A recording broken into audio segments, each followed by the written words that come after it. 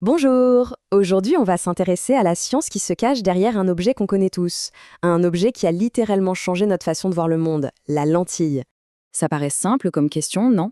Comment est-ce qu'un objet aussi banal, un bout de verre transparent, peut transformer une image toute floue en quelque chose de parfaitement net? Pour le comprendre, il faut plonger au cœur de la physique de la lumière. En fait, à la base de toute l'optique, il y a deux formes essentielles. Ce sont un peu les deux personnages principaux de notre histoire. Alors, voici la première, la lentille convergente. Il suffit de regarder sa forme pour comprendre. Elle est bombée, plus épaisse au milieu et plus fine sur les bords. C'est cette courbe qui lui donne tout son pouvoir. Et c'est quoi ce pouvoir?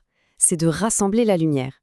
Elle prend des rayons lumineux qui se déplacent tranquillement en parallèle et les oblige à se croiser, à converger vers un seul et même point. Sa mission, c'est la convergence. Et maintenant, place à son opposé, sa sœur jumelle inversée, la lentille divergente. Sa forme, c'est tout le contraire. Elle est plus fine au centre et plus épaisse sur les bords. On dirait qu'elle a été creusée. Et donc, sans surprise, son travail, c'est l'exact opposé. Au lieu de rassembler la lumière, elle la disperse. Elle écarte les rayons lumineux comme s'ils venaient tous d'un point situé derrière elle. Convergence d'un côté, divergence de l'autre, voilà les deux actions de base de toute l'optique. D'accord, mais la vraie question c'est comment ces simples formes arrivent à tordre le chemin de la lumière? La réponse se trouve dans la physique du foyer. Regardons ça en action. On a des rayons de lumière qui arrivent, bien parallèles entre eux. Ils traversent la lentille convergente et hop, leur trajectoire est déviée. Ils sont forcés de se diriger tous vers un point unique. C'est ça la focalisation. Ce point de rencontre, il a un nom très important. C'est le foyer, ou le point focal. C'est la destination finale de tous les rayons qui traversent la lentille. Et d'ailleurs, la distance entre le centre de la lentille et ce fameux point, c'est la distance focale, une caractéristique essentielle de n'importe quelle lentille. Et maintenant, l'effet miroir. Avec la lentille divergente, les rayons parallèles entrent et ressortent en s'écartant les uns des autres. Mais attention, ce n'est pas du tout au hasard. Ils se dispersent comme s'ils provenaient tous d'un point focal unique, qui serait situé, cette fois, derrière la lentille. La lentille crée en fait une illusion d'optique. Mais toute cette physique, ce n'est pas juste de la théorie.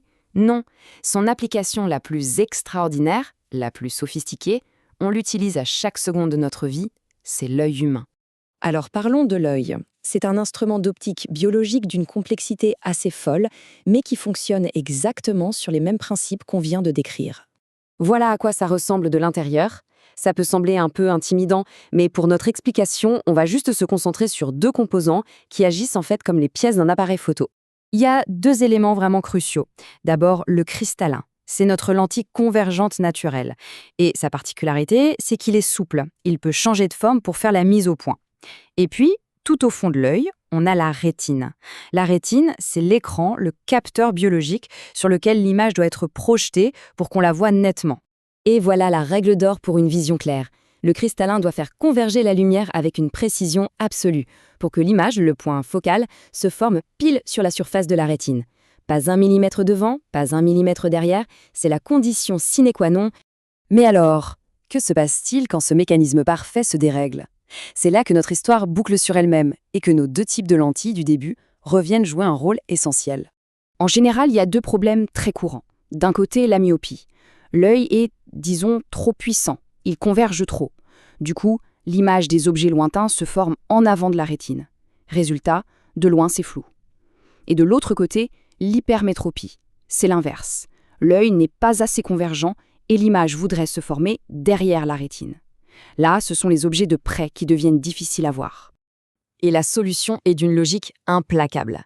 Pour un œil myope qui converge trop, on place une lentille divergente devant.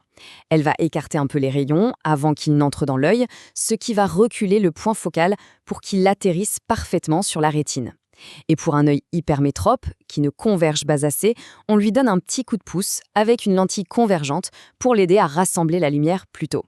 C'est simple, c'est élégant et ça marche. C'est quand même incroyable. Un simple morceau de verre, juste en étant taillé de la bonne façon, peut dialoguer avec la biologie de notre œil pour nous rendre une vision parfaite. Ça nous amène à une dernière réflexion. Les lunettes et les lentilles de contact ont corrigé notre vision pendant des siècles. Quelle sera la prochaine révolution qui va, une fois de plus, redéfinir notre façon de voir le monde?